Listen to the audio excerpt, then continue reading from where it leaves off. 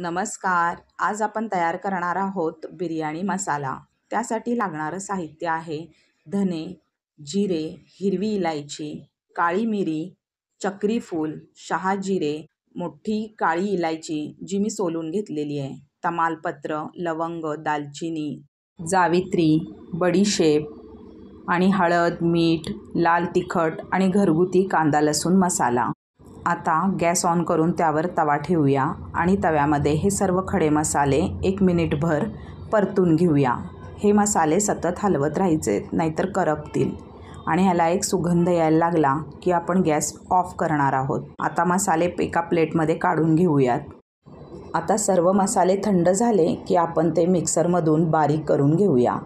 आता या खड्या मसाल्यांसोबतच आपण मीठ, हळद, तिखट आणि कांदा लसूण मसालाही घालणार आहोत. तयार झालेला बिर्याणी मसाला हवाबंद काचेच्या बरणीत आपण ठेवू शकतो.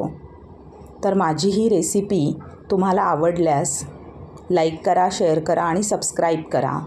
तुम्ही संपूर्ण व्हिडिओ पाहिल्याबद्दल तुमचे खूप खूप धन्यवाद.